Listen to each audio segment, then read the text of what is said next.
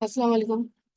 मुझे पहले ही मैसेज करके या आप अपने माइक ऑन करके बता दें आप लोगों को वॉइस क्लियर आ रही है। दूसरा, आप ग्रुप पे मैसेज कर दें या फिर इन्फॉर्म कर दें स्टूडेंट से क्लास स्टार्ट हो गई है। हम मैक्सिमम 2 मिनट और वेट करेंगे एंड देन फिर हम अपनी क्लास लेना स्टार्ट कर देंगे। ठीक है, तो जिन लोगों ने ज्वाइन करना है वो अभी कर लें, अदरवाइज अगर उनका लेक्चर मिस होता है तो फिर ये उनकी अपनी रिस्पॉन्सिबिलिटी है। ठीक है, और आप लोग ठीक है, वॉइस क्लियर आ रही है। ठीक है, हम 2 मिनट और वेट कर रहे हैं। कुछ पार्टिसिपेंट्स जो है वो ज्वाइनिंग पे मे बी उनका इंटरनेट इशू है, इस वजह से वो ज्वाइन नहीं कर पा रहे। ठीक है, मैं वेट कर रही हूँ 2 मिनट एंड देन हम अपनी क्लास को स्टार्ट करें।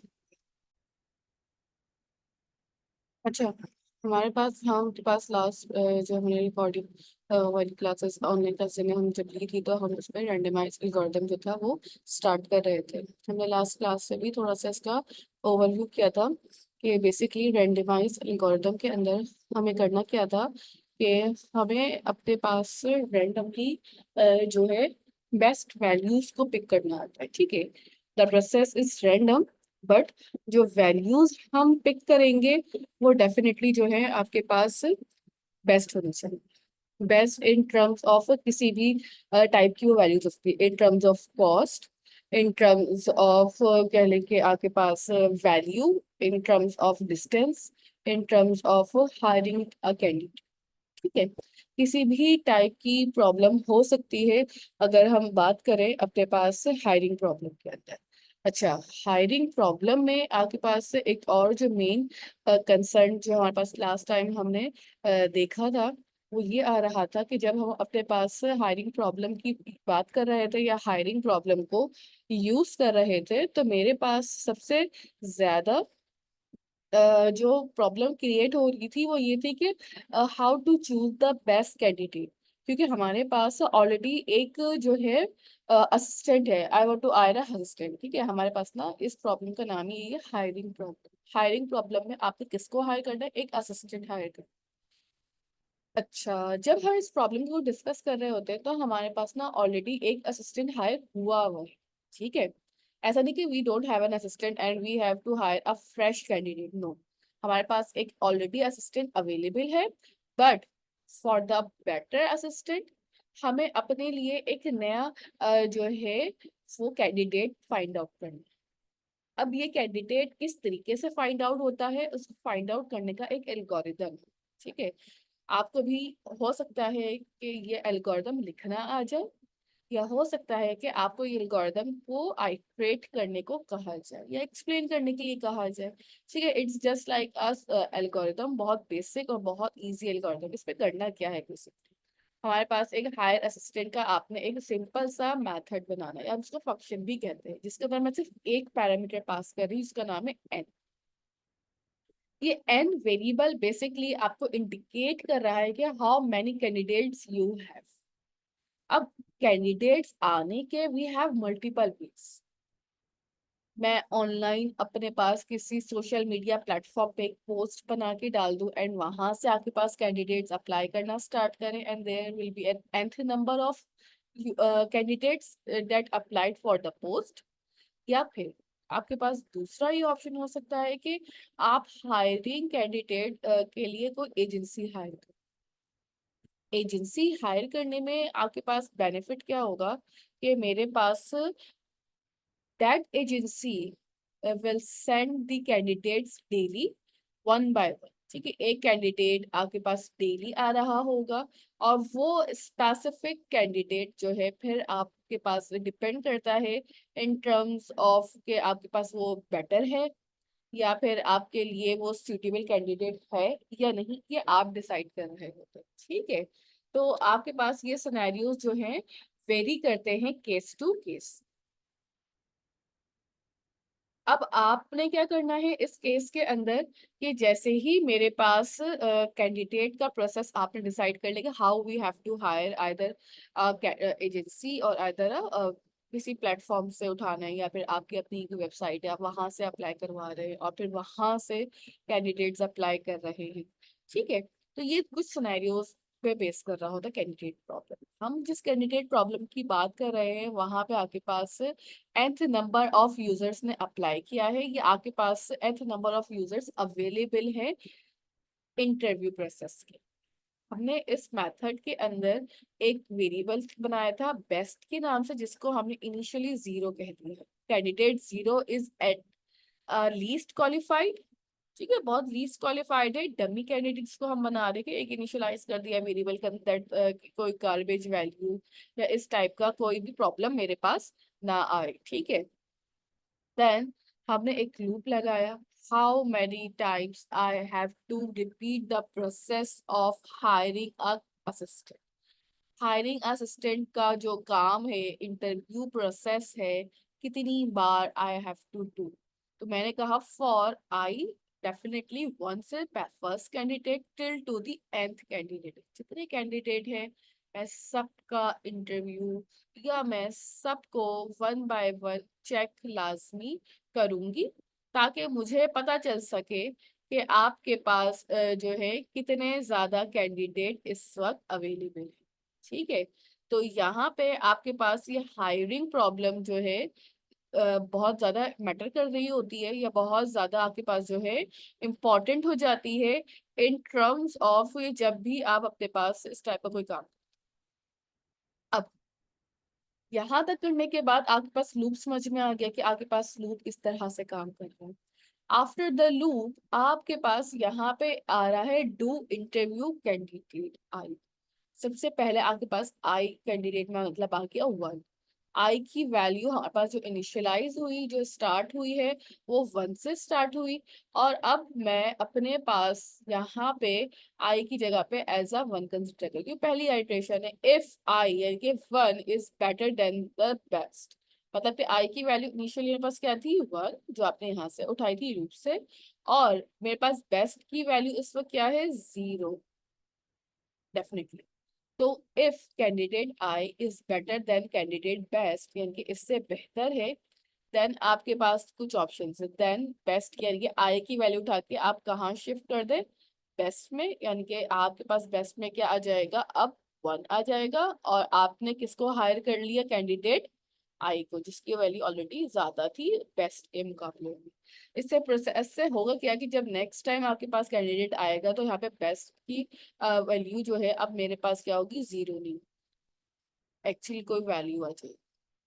ये प्रोसेस चलता रहेगा चलता रहेगा, और जब तक आपके पास कोई स्पेसिफिक जो है आंसर नहीं मिल जाता, या आपको maximum number of good quality of a candidate और असिस्टेंट नहीं मिल जाता, तब तक आप इस प्रोसेस को चलाते हैं। इस एनालिसिस को करने का हमारा एक्चुअल गोल क्या था, what are the reasons that we have to do these type of things, ठीक है। आपने एनालाइज करना, इंटरव्यू स्टार्ट किया, हायरिंग कॉस्ट आपने निकालनी थी इंस्टीड ऑफ रन टाइम।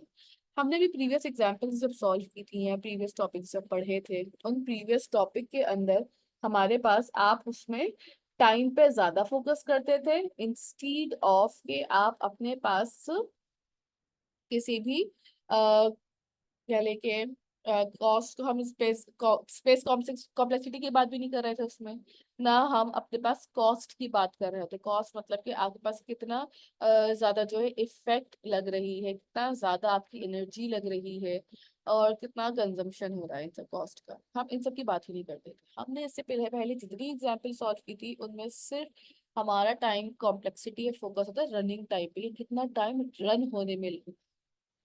अब हमारे जो प्रायोरिटीज हैं वो चेंज हो गई। अब हमारा टाइम जो है, या हमारा जो गोल है, वो रनिंग टाइम नहीं, ठीक है। क्योंकि अगर हमारा गोल रनिंग टाइम इस प्रॉब्लम में हो जाएगा, तो डेफिनेटली मेरे लिए सबसे बेस्ट वही कैंडिडेट होगा जो इस वक्त हायर, जीरो कॉम्प्लेक्सिटी आ जाएगी, आदमी ओ ऑफ वन आ जाएगी, या मैं एक इंटरव्यू करूंगी और उसी को हायर कर लूंगी तो ओ ऑफ वन। तो इस टाइप की रनिंग कॉम्प्लेक्सिटीज में you can not find the best candidate. इसलिए हमने अपने पास यहाँ पे एनालाइजिंग गोल के अंदर टाइम कॉम्प्लेक्सिटी या रनिंग टाइम की जगह पे हायरिंग अ कॉस्ट को रखा है।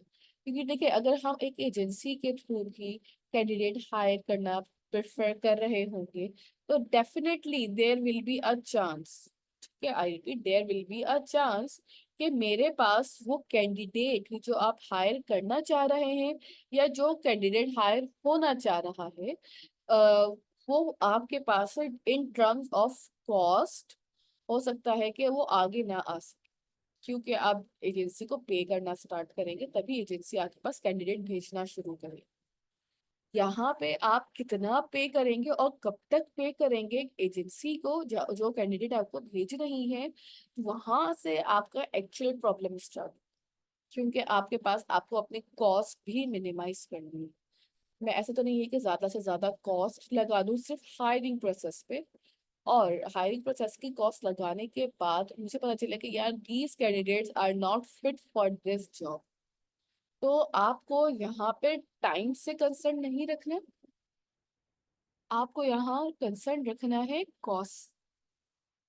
कॉस्ट निकालने के लिए हमने कुछ वेरिएबल्स अपने बना लिए, जैसे कि आपने इंटरव्यू कॉस्ट जो है उसका वेरिएबल क्या है, सी ऑफ आई, और हायरिंग कॉस्ट का वेरिएबल जो है वो है C of H. Assume M peoples are hired, ठीक है, M people are hired, M एक वेरिएबल होगा। टोटल कॉस्ट कितनी होगी, आपने टोटल अब डिसाइड करना है कि मेरी टोटल कॉस्ट जो है वो कितनी होगी। अगर मैं ऐसे एज अज्यूम कर लूं कि मेरे पास एम पीपल्स आर हाइड, ठीक है, तो अब हम किस तरीके से इस प्रॉब्लम को, गोल समझ में आ गया है हमें।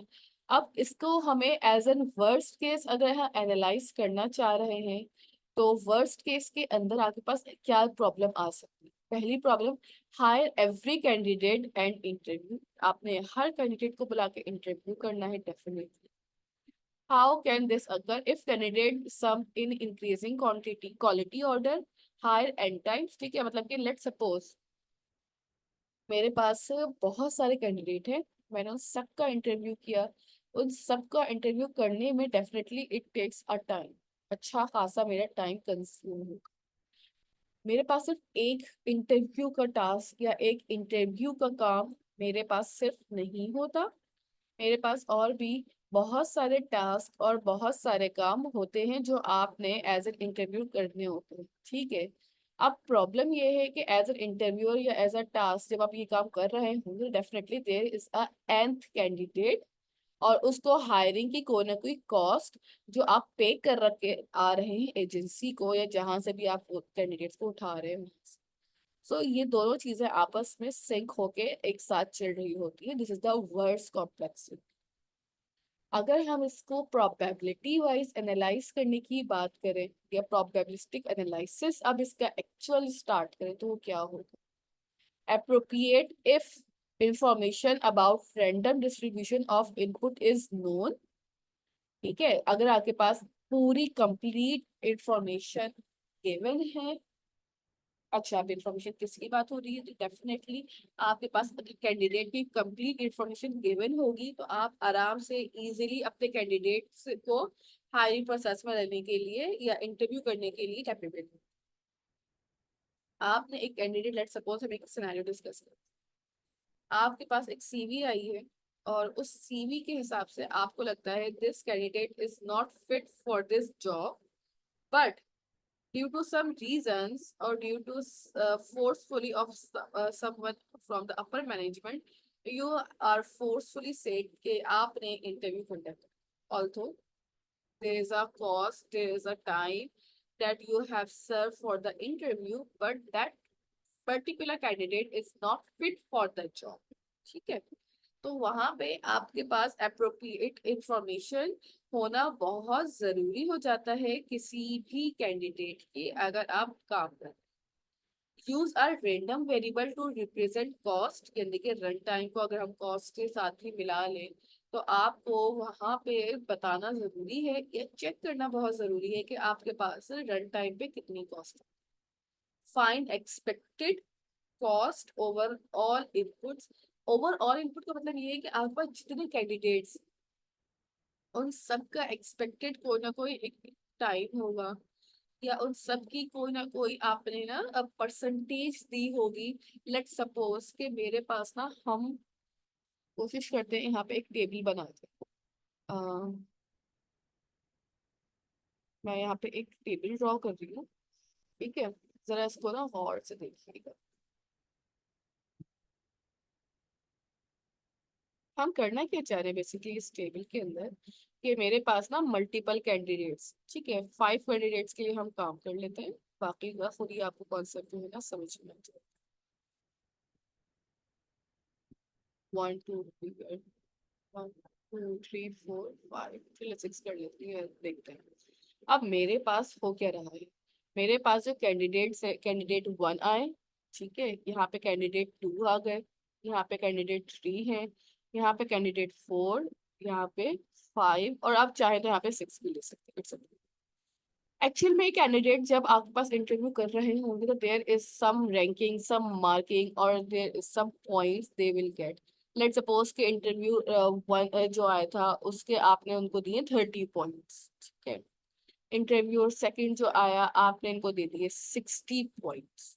सेम एज इट इज जो थर्ड इंटर कैंडिडेट आपके पास आया आपने इनको दे दिए 20 points. It's a random value अभी फिलहाल के लिए, और इनको भी आपने दे दिए 40 एंड हेयर अगेन 60, और यहाँ पे आपके पास आ गए 10। That means this person is not fit for the job.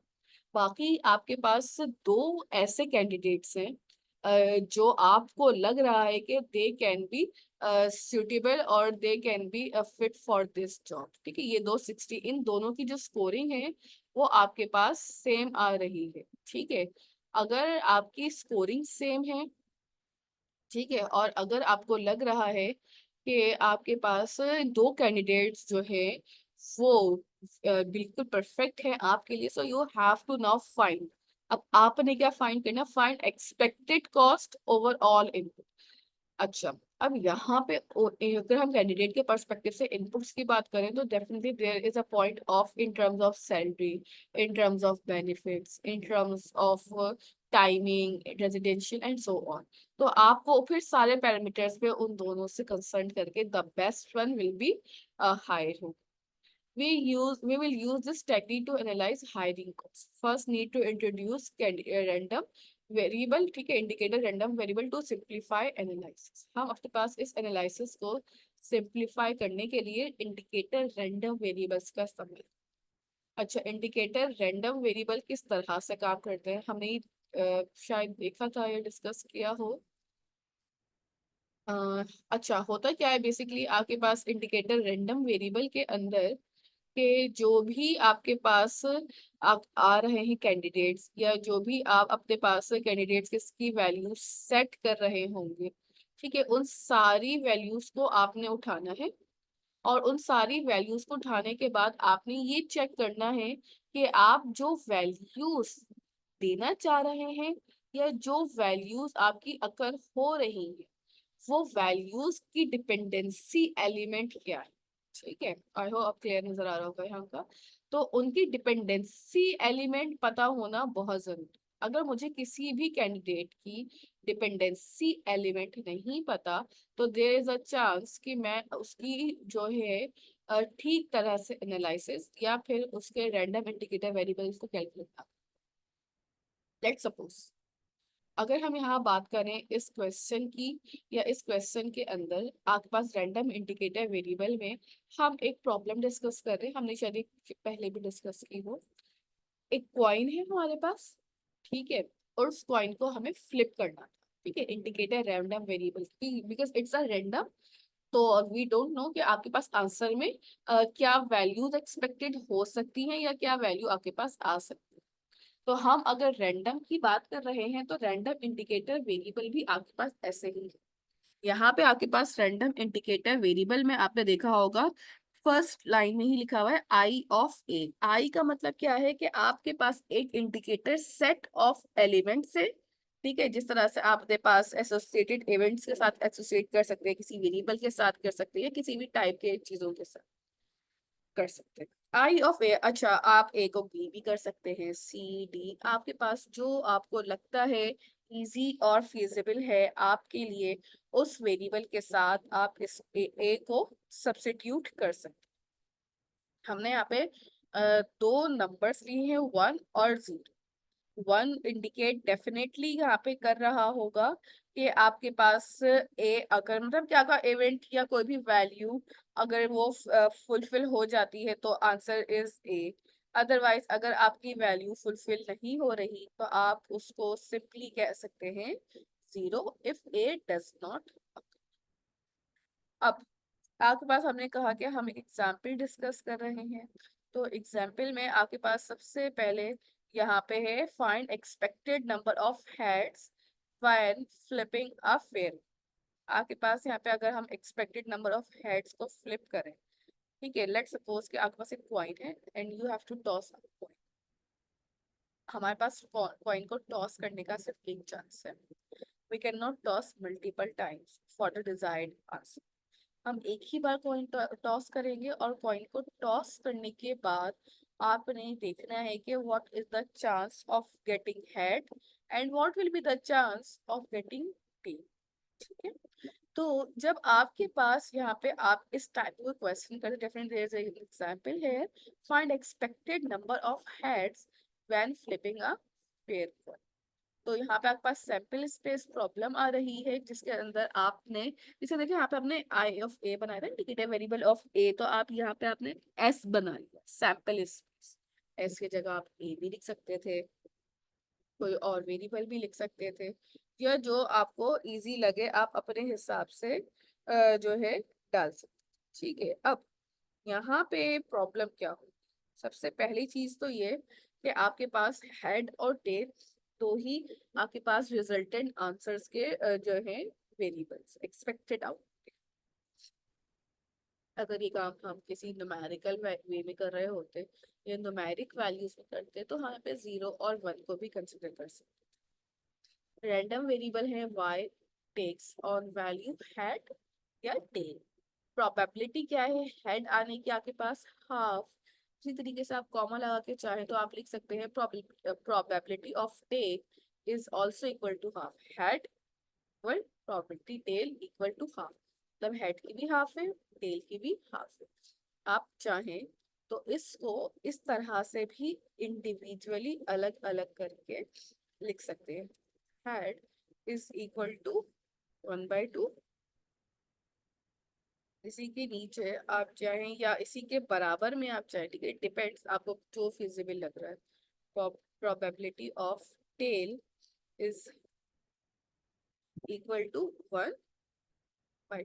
ठीक है, इट टोटली डिपेंड्स कि ना आप किस तरह से लिखना चाहते हैं। यहाँ पे इन्होंने एक साथ डिफाइन कर दिया कि दोनों की प्रोबेबिलिटी बस हाफ हाफ है, तब जाके वो एक क्वाइन कंसिडर होता है।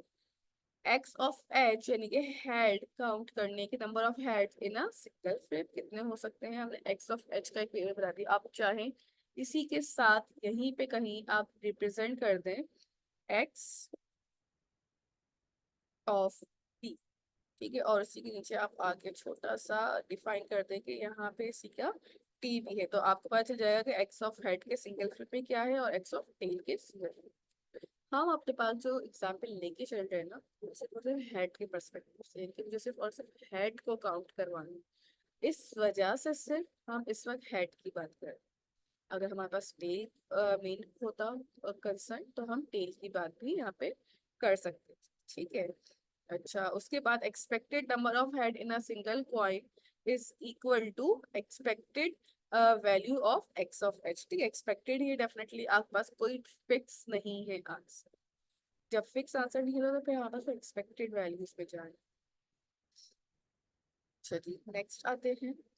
अब नेक्स्ट आपके पास यहाँ पे क्या आ रहा है कि आपके पास ना एक लेमा है, लेमा 5.1, यानी कि आपके पास ऑलरेडी डिजायर्ड वैल्यू जो है वो सेटल डाउन हुई हुई है सैंपल स्पेस के लिए। Sample given sample space S and an event A in S. ठीक है, एस ऑफ ए है, तो आपने कहा let X of A is equal to I of A. ठीक है, जो आपके पास इंडिकेटर रैंडम वेरिएबल में आपने पढ़ा था I of A, I stand for indicator random variable और ए आपके पास कोई भी इवेंट या कोई भी प्रॉब्लम जिसको आप सॉल्व कर रहे हैं।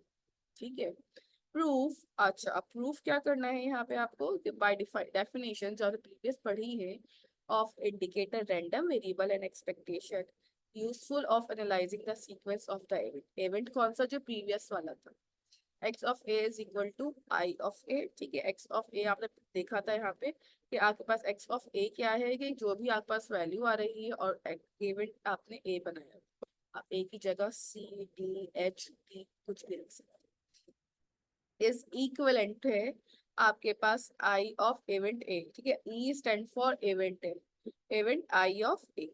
आपके पास दोनों के चांसेस है, अगर वन आता है प्रोबेबिलिटी में तो भी ए का इवेंट अकर हो रहा है, अगर जीरो आ रहा है तो भी ए का।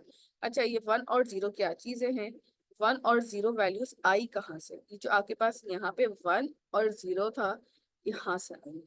वन जब अगर होगा इवेंट, जब नहीं अगर होगा तो सी।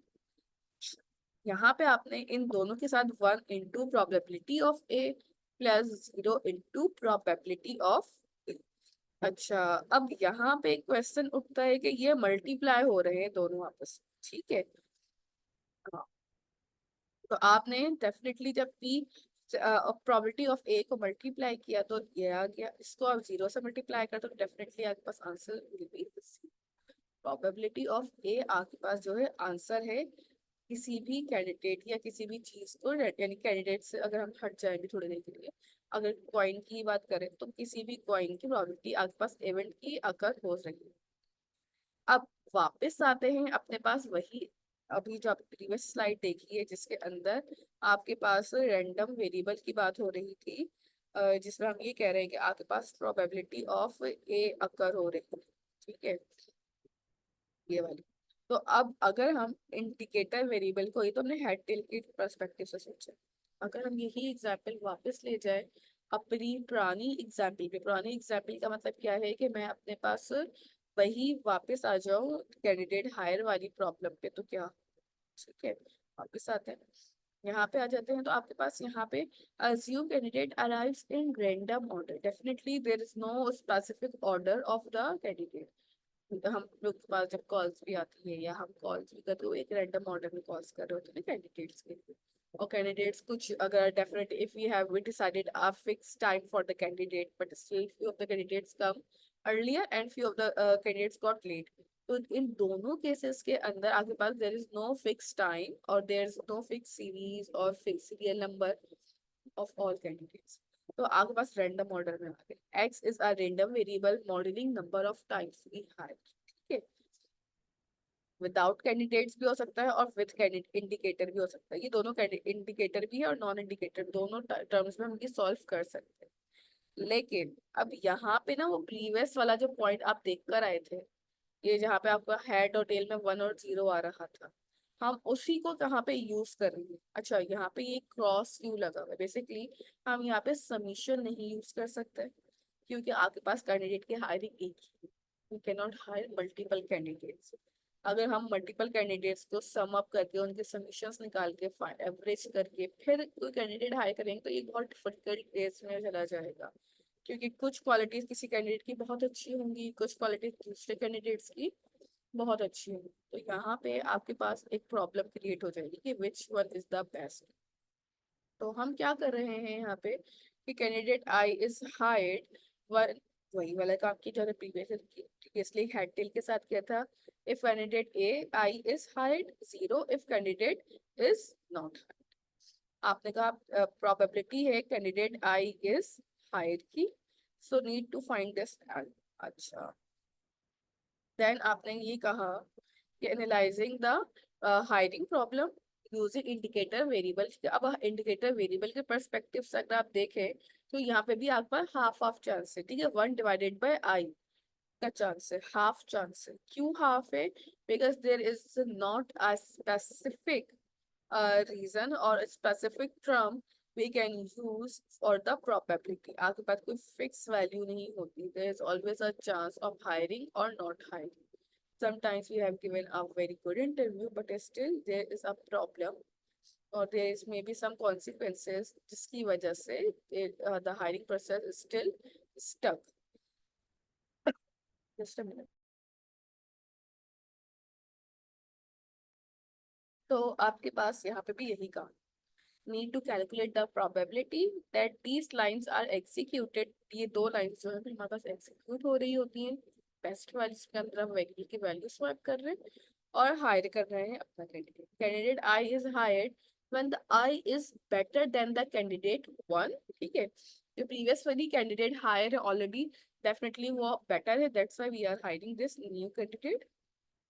रैंडमनेस अजम्पशन क्या क्या हो सकती है, लाइक हम क्या क्या अजम्पशन बना रहे हैं हायरिंग के लिए। If any one any of first I candidate is equally likely to be the best qualified so far, definitely maybe there is he is highly qualified, more qualified, और हो सकता है कि more experienced हो candidate। I has probability of 1 by I of being better than each of the candidates। probability इसी तरीके से होगी higher candidate की half, we cannot give in the full probability। अब यहाँ पे आपके पास क्या हो रहा है, अच्छा ये वाली मीटिंग हमारी एंड होने वाली है, तो हम एक काम करते हैं, मिस्टर हाँ आपके पास एक स्टूडेंट्स अभी हमारे पास कितने अवेलेबल है, 34। एक चाह रही हूँ कि आपकी शॉट ले लूँ अटेंडेंस का, ताकि आपके पास एक प्रूफ रहे कि आपकी अटेंडेंस जो है वो यहाँ पे हुई हो। ठीक है, तो फिर हम उसको भी इसमें ऐड अप कि जो स्टूडेंट्स का प्रॉब्लम आ रहा होता है किसी समहाउ ऑफ एनी रीजन से, तो हम उसके लिए भी एक ये कर लेंगे, एंड में ले लेंगे या फिर इन बीच में किसी वक्त भी हम ले सकते हैं। अच्छा अभी भी कर लेते हैं, ठीक है, जस्ट वेट अ मिनट। अच्छा मैं एक स्क्रीनशॉट ले रही हूँ ताकि आपकी अटेंडेंस जो है ना एक प्रूफ में रहे मेरे पास। उसके बाद हम ये मीटिंग प्रॉब्ली एंड कर देंगे, वैसे भी एंड होने ही वाली है।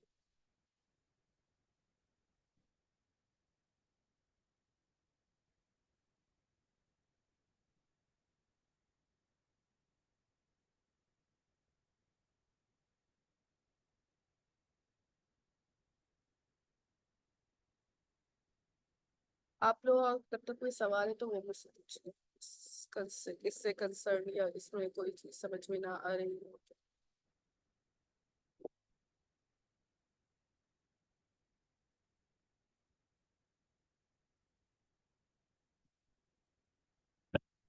ठीक है, मैं ले लिया, इसके अलावा और कोई कंसर्न है तो पूछ लें अभी, देन नहीं इसके बाद दोबारा मीटिंग ज्वाइन करें।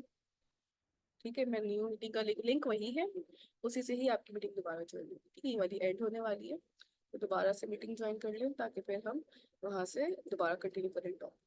ठीक है बेटा, ये वाली मीटिंग जब एंड हो तो आप दोबारा से ज्वाइन करें।